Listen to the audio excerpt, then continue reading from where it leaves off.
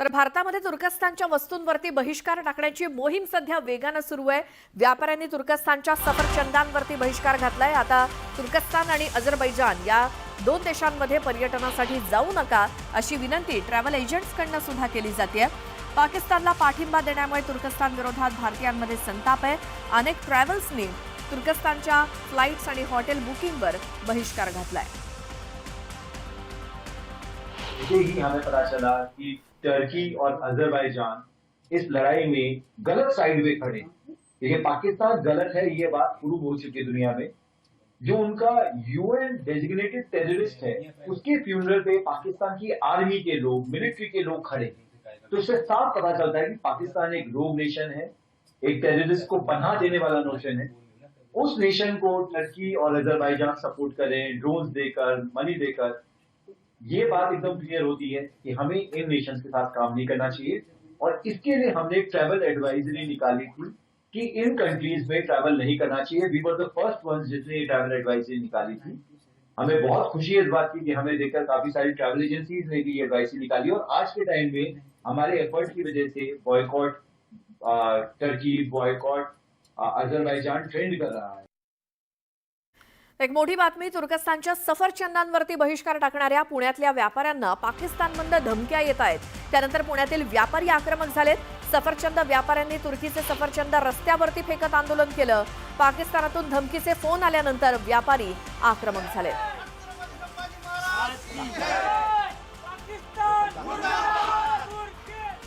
काय नेमकं प्रकरण आहे? तुम्हाला धमकीचे फोन आलेत पाकिस्तानमधून असं तुमचं म्हणणं आहे। काय सकाळी 9:15 वाजता नेमकं झालंय? 9:13 आणि 14 मिनिटाला त्यांचे 7 मिस कॉल आले। नंतर रेकॉर्डिंग आलं त्यांचं, ती धमकी दिली। काय धमकी दिली नेमकी सर? नाही, आम्ही बघून घेऊ हिंदुस्थानी, तुम्हाला आम्ही येतो असं वगैरे काय काय काय काय थोडं बोलले। तर जे काय निवेदन आहे ते मी CP साहेबांना दिलं। ते म्हणले आम्ही पुढची कारवाई करू म्हणून। सर तुम्ही तक्रार दाखल केल्या, काय नेमकं तक्रारीत सांगितलं तुम्ही आता पोलिसांना? नाही, तो नंबर दिला जो पाकिस्तानचा होता, तो नंबर दिला आणि सांगितलं की बाबा असं असं तो बोलला म्हणून। हां, तेवढं सांगितलं। पण सगळ्यांच्या माध्यमातून सांगतोय की हे अभियान टर्की बायकॉट तर थांबणार नाही। पण मग तुम्ही अजूनही ठाम आहात की सफरचंद टर्कीचे करणार नाही पुन्हा? अजूनही ठाम आहे। सर मग आम्हाला फक्त एवढं सांगा की का नेमकं तुम्ही हा सगळा पवित्रा घेतला होता सगळ्या व्यापाऱ्यांनी की जे टर्कीमधनं सफरचंद येतात ते विकणार नाही? तेच ना, त्यांनी पाकिस्तानला मदत केली होती, त्याच्यामुळं तो बायकॉटचा निर्णय घेतला। आणि आता तर धमकी दिली म्हणल्यावर तर आता अजून पण बायकॉट करणार आणि अजून पहिल्यापेक्षा डबलनी आम्ही हे करणार। मला फक्त सांगा की धमकी काय नेमकी दिली फोनवरून, तुम्हाला काय म्हणले ते? म्हणजे पाकिस्तानचं तुम्ही काही करू शकत नाही, टर्कीचं काय करू शकणार नाही तुम्ही हिंदुस्थानी, असंच। आणि थोडीशी घाणेरडी भाषा वापरली, शिवीगाळ पण केली।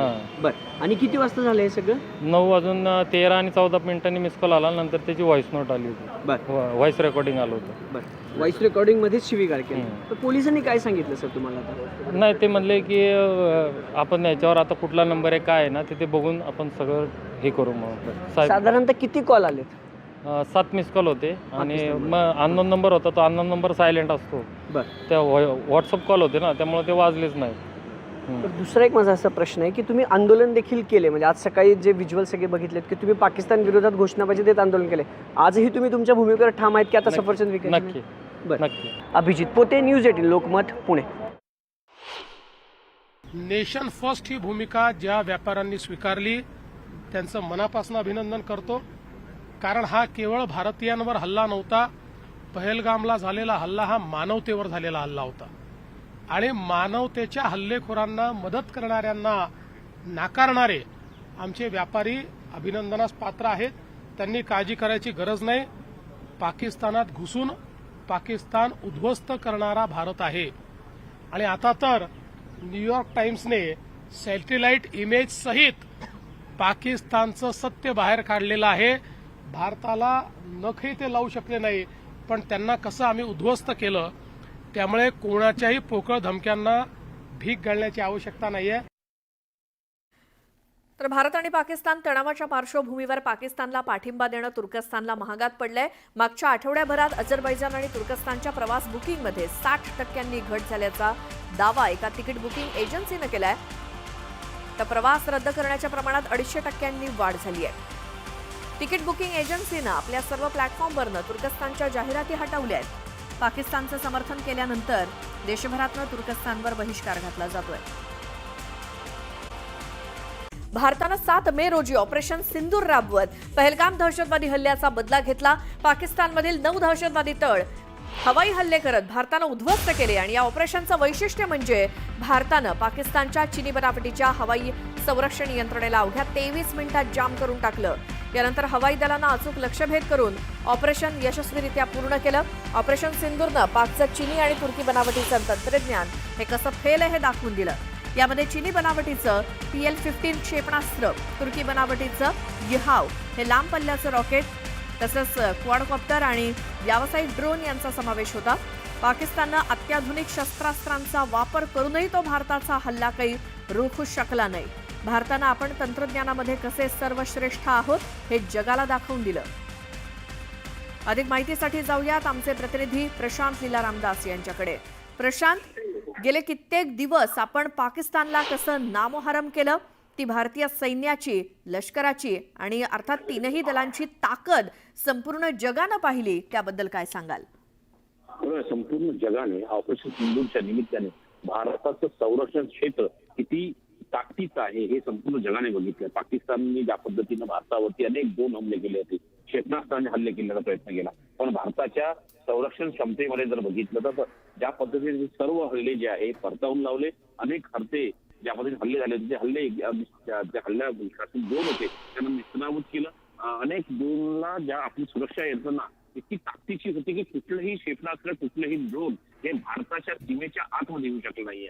त्यामुळे या निमित्ताने जर बघितलं, चीन असो, तुर्की असो, इथून आलेले त्यांचे ड्रोन असो जे मेड इन तुर्की आहे, मेड इन चायना आहे, आणि असं सोबतच जर बघितलं तर पाकिस्तानला दिलेलं जे तिथं संरक्षण यंत्रणेचं आहे, जसं साधारणतः अवकाशातले जे क्षेपणास्त्र ज्याचे हल्ले होत असतात त्यांना रोखण्यासाठी जे बनवण्याचं सिस्टम होतं ते देखील भारताने उद्ध्वस्त केलं. म्हणजे चीनीचे जे तंत्रज्ञान आहे, चीनीचं तंत्रज्ञान आहे हे किती बनावट आहे हे या निमित्ताने जगाने बघितलंय. त्यामुळे भारताच्या संरक्षण सिस्टम, उदाहरणार्थ आकाशसारखं सिस्टम आहे, ज्या आकाशसारख्या सिस्टमनी एक प्रकारे संपूर्ण हे ज्या पद्धतीने हल्ले परतवून लावले आणि कुठल्याही प्रकारची इजा किंवा कुठल्या प्रकारचं नुकसान भारताच्या सीमा भागात होऊ शकलं नाही, हे अत्यंत महत्वाचं आहे आणि याच निमित्ताने म्हणावं लागेल. यामुळे जगाने भारताची युद्ध क्षमता आणि भारताची संरक्षण क्षमता ओळखली आहे. त्यामुळे एक मोठं यश ऑपरेशन सिंधूच्या निमित्ताने भारताला मिळालेलं आहे. बरोबर प्रशांत, या सगळ्या माहितीसाठी धन्यवाद. तर भारत पाकमधील तणावाच्या परिस्थितीत सुद्धा पाकच्या कुरघोड्या सुरूच आहेत. पाकिस्तानचे पंतप्रधान शहबाज शरीफ यांनी आता तर भारताचे पंतप्रधान नरेंद्र मोदी यांची नक्कल केली, पण नक्कल करायला सुद्धा अक्कल लागते हे शरीफ विसरले. मोदींनी पंजाबच्या जालंधरमधल्या आदमपूर एअरबेसला भेट दिली होती. त्यानंतर आता मोदींची नक्कल करत शहबाज शरीफ सियालकोटच्या लष्करी तळावर पोहोचले. भारतानं पाकवर केलेल्या एअर स्ट्राईकमध्ये या स्थळाचं मोठं नुकसान झालं होतं. एकीकडे मोदींनी MiG-24 आणि S-400 सह जगाला दम दाखवला, तर शरीफ यांनी एका टँकवर उभं राहत भाषण केलं, ज्या टँकचा भारत पाक युद्धाशी कुठलाही संबंध नव्हता. लष्करी तळाचं नुकसान लपवण्यासाठी शरीफ यांची लष्करी तळावरची लँडिंग सुद्धा लपवण्यात आली. तर पाकिस्ताननं जारी केलेल्या दृश्यामध्ये शरीफ केवळ एका जीपमध्ये प्रवास करताना दिसले. तर मोदींची नक्कल करण्याच्या नादात पाकिस्तानची पुन्हा एकदा किरकिरी झाली आहे.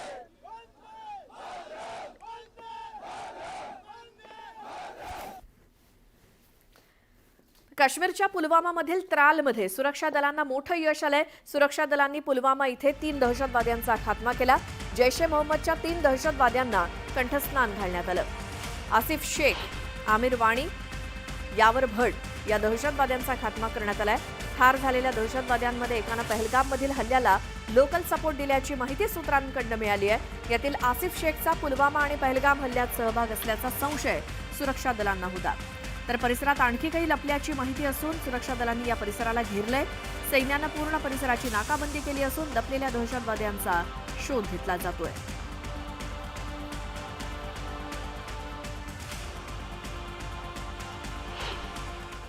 Security forces got specific input regarding the movement of terrorists. According that, the area was cordoned off, and after that, a fierce gun battle started between terrorists and the security forces. Some body of terrorists which are neutralized is sighted. Their identity and affiliation is still to be ascertained because we are in the mode of sanitizing the area and further concluding that operation. It will take us some time to conclude that, and so that only thereafter we could divulge the identities and their affiliation. तर संरक्षण मंत्री राजनाथ सिंह यांनी आज जम्मू दौऱ्यामध्ये बदामी बाग छावणीवरती जात जवानांची भेट घेत त्यांच्याशी चर्चा केली. ऑपरेशन सिंदूरच्या यशाबद्दल त्यांनी जवानांच्या शौर्याला नमन केलं. भारतीय जवानांच्या शौर्यामुळे भारताची मान अभिमानानं उंचावली असल्याचं सिंह म्हणाले. त्यांनी धर्म विचारून निष्पापांची हत्या केली, मात्र आम्ही कर्म पाहून दहशतवाद्यांना ठार केलं. तुम्ही कुठेही लपून बसला असलात तरी भारतीय सैन्य तुम्हाला सोडणार नाही असा थेट इशाराच राजनाथ सिंह यांनी पाकिस्तानला दिलाय. तसंच तुमच्या पोकळ धमक्यांना आम्ही घाबरत नाही असं ते म्हणाले. भारतीय जवानांच्या शौर्यासमोर पाकिस्तानची दाणादाण उडाली. तुम्हाला आम्ही सळो की पळो करून सोडलं असा हल्लाबोल त्यांनी केला. वाकड्या नजरेनं पाहणाऱ्यांना जवानांनी धडा शिकवला, याचा देशवासियांना गौरव आहे. आम्ही शत्रूची छाती फोडून दहशतवादी तळ बेचिराग केल्याचा हल्लाबोल राजनाथ सिंह यांनी यावेळी केला. आतंकवादियों ने पहलगाम में आतंकवादी घटना को अंजाम देकर भारत के मस्तक पर चोट पहुंचाने की कोशिश की है. भारत की सामाजिक एकता को तोड़ने का भी प्रयास किया गया है. उन्होंने भारत के माथे पर वार किया, हमने उनकी छाती पर वार किया है और छाती पर घाव किया है.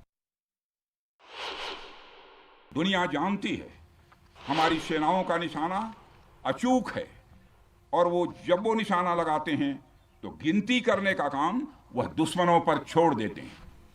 साथियों, आज आतंकवाद के खिलाफ भारत की प्रतिज्ञा कितनी कठोर है इसका पता इसी बात से चलता है कि हमने उनके न्यूक्लियर ब्लैकमेल की भी परवाह नहीं की है. आतंकियों ने पहलगाम में धर्म पूछकर हमारे निर्दोष लोगों को मारा.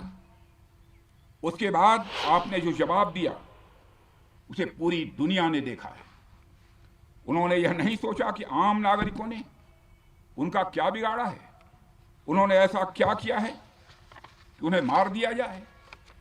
पर मैं यह कहना चाहूंगा, आतंकियों ने भारतीयों को धर्म पूछकर देखकर मारा, धर्म पूछकर मारा, तो हमने आतंकियों को उनका कर्म देखकर मारा है.